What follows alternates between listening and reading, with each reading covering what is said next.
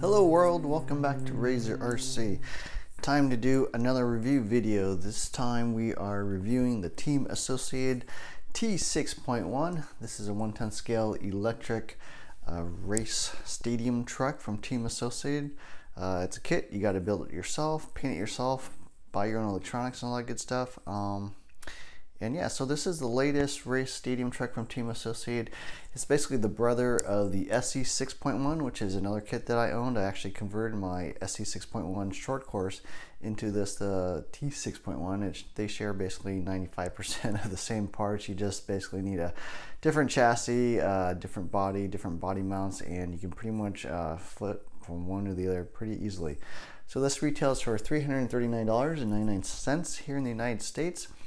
Came out in May of 2018, and the direct competitors of this truck are the TLR22T 4.0, the X-Ray XT2, and Yokohama is going to be releasing a YZ, I guess it's called a T, or YZ2T, I believe is what it's called, another stadium truck.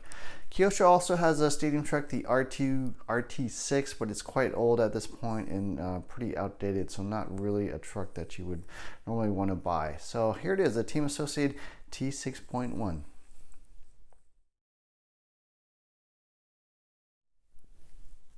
So this is my particular kit. I'll show you what I've got going on underneath the hood now that we've removed the body and the wheels. It's pretty much stock. In terms of electronics, I'm running a Savox SC1258TG Black Edition servo. I'm running a Hobbywing Quick Run 10BL 120 amp ESC for my receiver. I'm running a Sanwa RX462. And then for the motor, I'm running a Tiken 8.5 turn Gen 3 Redline motor. Pretty nice motor, actually. I'm quite happy with that overall. And in terms of option parts, not doing much. I'm running the +1 steering arms there. You see those little carbon fiber pieces. Those are made by Avid. Also Team Associated, I believe Shell also makes similar parts. And I'm running an aluminum servo horn, Team Associated 25 tooth servo horn. Other than that, pretty much all stock and kit parts. Okay, so the first thing I want to cover is the build, and as I mentioned, I converted this from my SC6.1, pretty much just built an SC6.1, bought the chassis, side rails, different body mounts, and then obviously body, wheels, and tires, and put those together. And so that's basically what I did for the build. I'm gonna just rate it a 5 out of 10. I'm not really sure if there's much of a difference with the T6.1. The SC6.1 was fine. There are some weird little things, like these inserts on the arms seemed a little loose, and some of these inserts like in the hub seemed a little too tight. But overall the build seemed fine. Instructions were good. Ball cups a little sloppy. All the parts come on parts trees basically, so you do need a set of flush cutters. You will be doing a lot of trimming and cutting. The body you have to cut, the wing you have to cut. So yeah, you know, not the easiest build because it requires a little more labor than some of the other kits like the TLR. But overall, I think a pretty average build. Instructions were fine, no issues. So overall, I'm going to rate the build a 5 out of 10.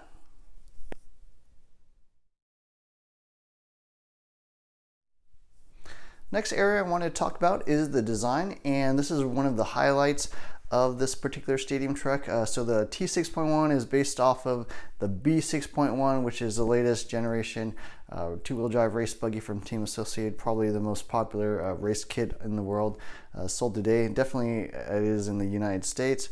So it pretty much has all the typical B6.1 design elements. Let's kind of go through them. So aluminum chassis, obviously, mid-motor design. It has 4 different transmission options. This comes with the layback transmission. There's also a lay-down transmission, which scoots this whole thing forward a little bit. And then there's a 3-gear stand-up and 4-gear stand-up for the low traction conditions. But yeah, pretty typical Team Associated design. Carbon fiber shock tires, front and rear.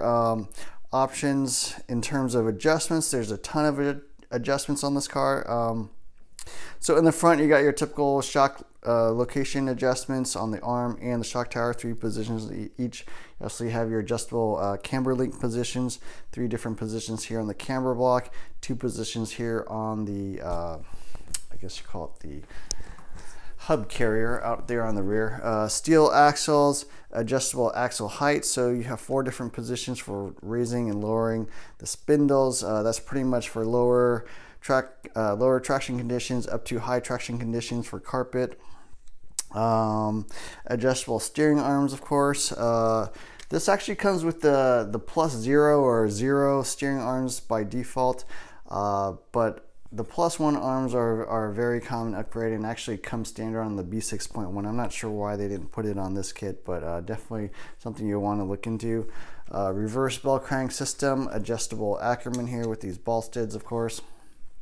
And then you've got basically the electronics layout. So there are pockets here for weights you can basically put underneath the servo, underneath the electronics.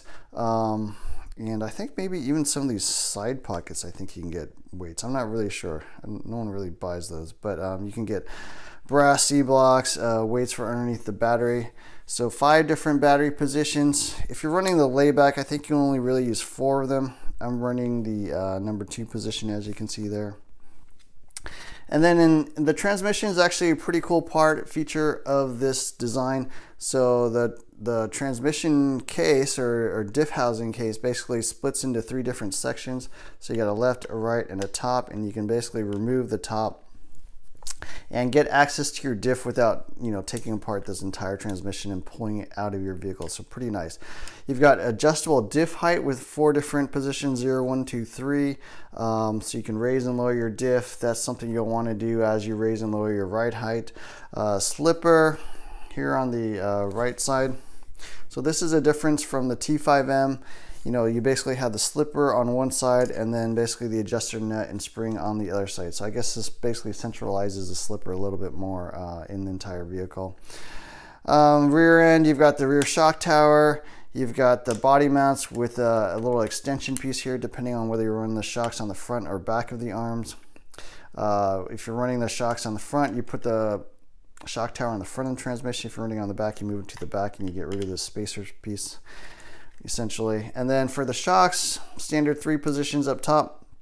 The bottom is actually pretty nice. There's actually a bunch of different positions you can put it in. So you see there's actually these 4 lines and then a line on the insert. So you actually get fine tuning on the shock positions rather than just like 3 widely spaced holes. You've actually got 4 tightly coupled holes depending on how you use the insert.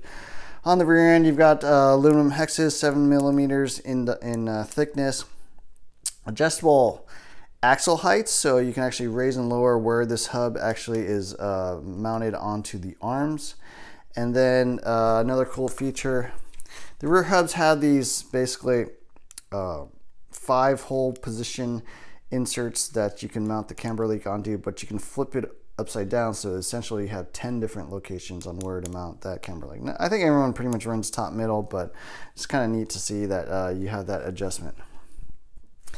On the back end, one of the problems with the old school B5Ms and T5Ms was that this little plastic insert would break quite a bit. They do make an aluminum upgrade, but it's nice to see actually on the T6.1 they made this a little bit thicker so that it doesn't crack quite as easy. So I have had no problem since running this. On the back end, adjustable camber link locations, of course, on the aluminum camber block here. 3 different holes you can mount the camber link, as well as obviously adjustable heights with aluminum ball studs.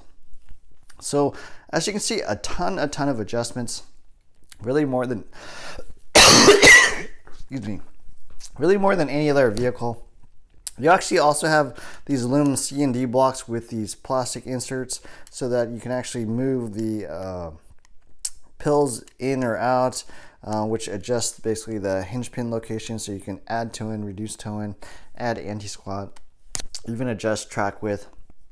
So pretty cool, neat little feature there. So a ton of adjustments on the T6.1. Really one of the best things about this kit. So I'm gonna rate the design an 8 out of 10. Easy maintenance, a lot of transmission options. There's a couple things that the TLR has, like the adjustable arm lengths and stuff that this kit does not have, but overall very good design. Things I don't like, not much to really talk about. I'm not a big fan of these little nuts. A lot of people complain about these little hex nuts that you use just to get your battery in and out, but small little detail there. But other than that, it's a pretty good kit overall. So quite happy with the design.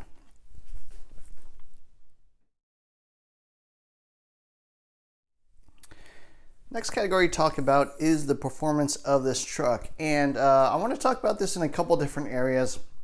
And really, I'm going to want to talk about in terms of the kit setup, which I don't think is very good, and then adjustments I've made actually to make it work a little better. So the kit setup is exactly the same as the SC6.1, which kind of tells you how much time they put into these kit setups. And how it drives out of the box is as such. It's not that great. So let's talk about all the different facets. Jumping and landing, first of all, they give you 30 weight shock oil. You definitely do not want to use 30 weight shock oil. I'm running actually 35 weight in the front and 30 weight in the rear.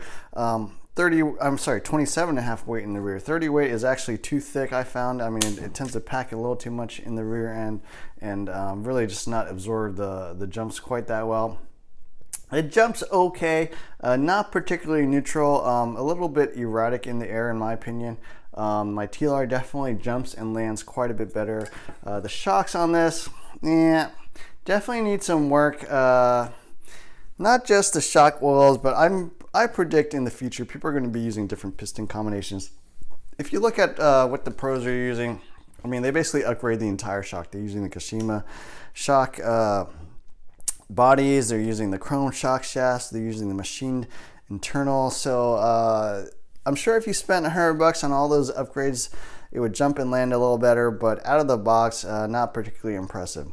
Now in terms of traction, on power traction, not the greatest again.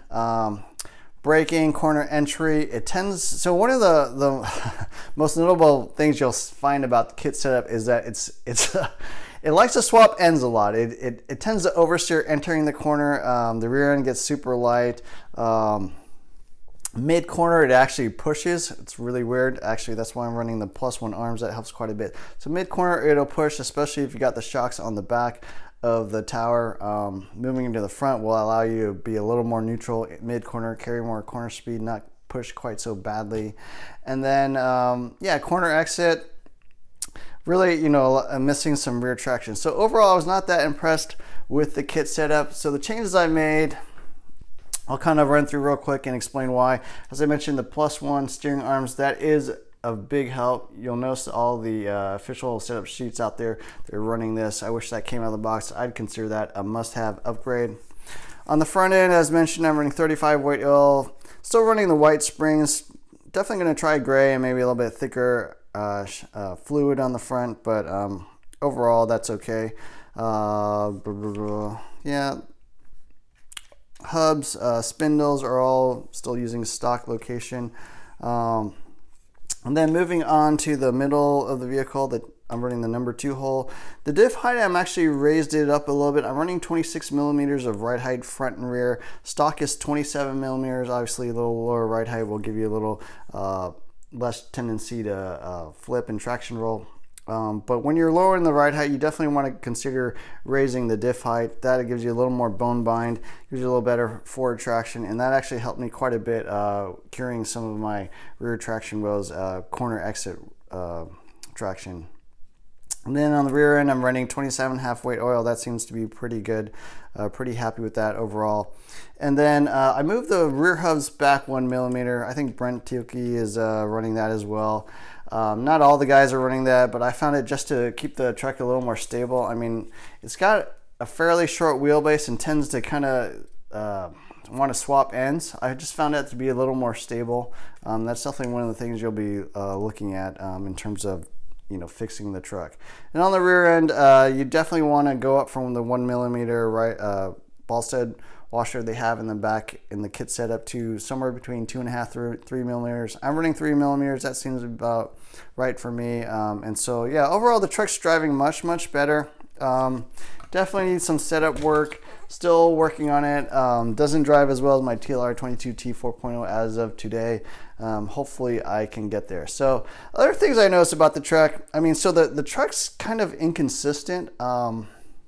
I did notice some things in terms of the design. So the arms are actually quite flexible. I mean, you can actually twist these in and out. I don't know if you can see that on camera. Quite a bit of flex in those front arms. The chassis also has a fair amount of flex. You can actually twist this thing quite a bit. So definitely a lot of flex there. Even the rear shock tower, even though it's carbon fiber, it does actually kind of wiggle and bend, as you can see there. So overall, there just seems to be a fair amount of flex in the whole car overall, and I'm wondering if that contributes to a bit of the inconsistency problem, and is definitely something I'm going to try to tune out a little bit. So the kit setup, quite poor. I feel like they didn't probably put in enough time on that. I'd rate the kit setup probably like a 3 out of 10. With these changes, it's driving a lot better. I'm going to give the performance a 5 out of 10. I don't think it's still all that great. It's getting there. Every time I take this out to the track, I spend quite a bit of time tuning it. I've probably put in, probably about 8 hours in tuning this thing, no joke. And it is a lot better, but definitely still needs some work. So overall performance, I'm going to rate a 5 out of 10. I think it will improve over time, but the truck's only been out a few months. It is a complete redesign of the T5M, completely different everything. There's probably almost no parts shared between the two trucks, so I guess a little bit to be expected, but also a little bit disappointing that it's not quite there today.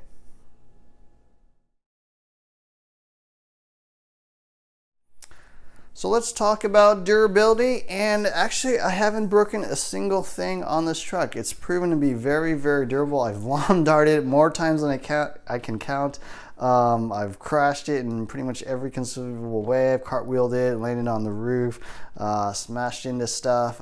So it's actually been very, very durable. So I'm quite happy with the durability. The only thing I would mention about the plastics is that there tends to be quite a bit of, not quite a bit, but a fair amount of slop basically developing and everything. Like you can tell, basically the ball cups have a fair amount of slop, the bell cranks have a fair amount of slop, the arms have a fair amount of slop, especially in the rear. The rear end has developed quite a bit of slop. Doesn't seem to be quite as good as my B6.1 and my B6 especially. Those parts seem to be quite a bit better. And not basically slop out quite as much. So I am probably going to start replacing parts on this. So other than that, that's the only reason I can't give this a 10 out of 10 durability wise. I'm going to rate 8 out of 10 just because the plastics don't seem to hold it quite as well. But overall, a very durable truck, and also again one of the highlights of this truck.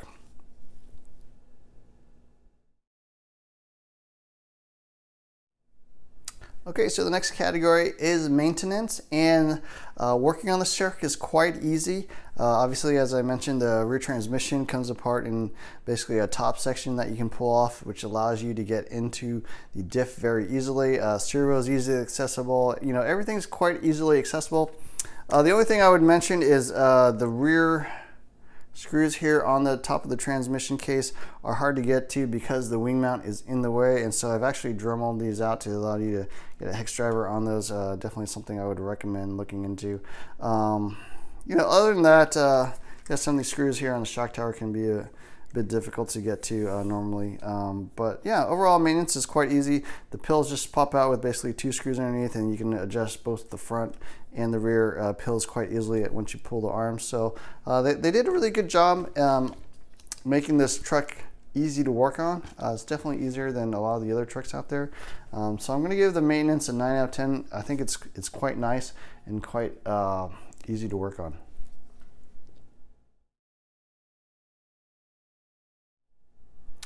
Support for Team Associated products in the United States is quite good, probably best in class among all the race kits out there. So Team Associated has very good parts availability. They have very good customer service. You can definitely email them, call them up online. You can find a lot of setup sheets for this truck. So being a very popular truck, it's very easy to get support and setup. So I'm going to rate support a 10 out of 10 for the T6.1.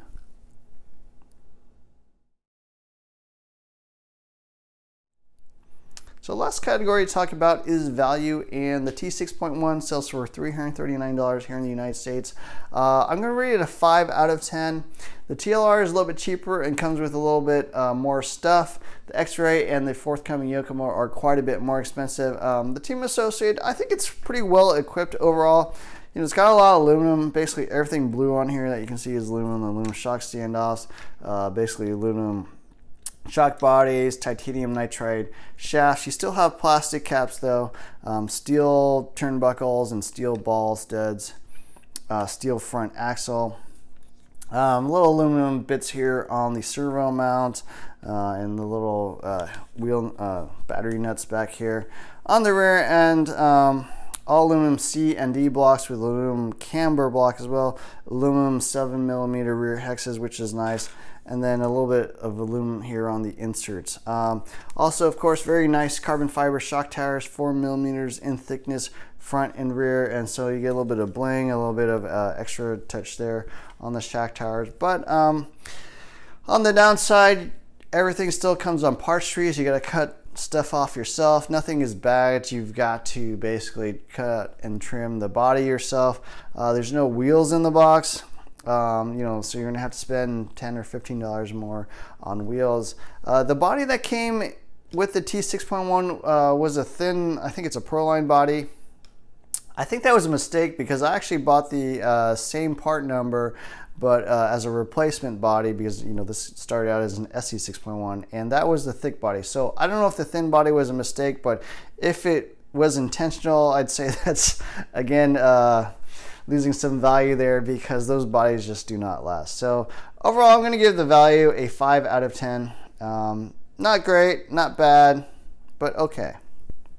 Team Associated kind of has a reputation for having inferior plastic, inferior quality machining. I think when their parts were made in China, that might have been the case. I think their parts quality has improved since they moved manufacturing to Taiwan, but arguably still probably not as good as the premium brands like the X-Ray, the Kyosho, and I'm guessing the Yokomo. I think it's kind of on par with TLR in my opinion.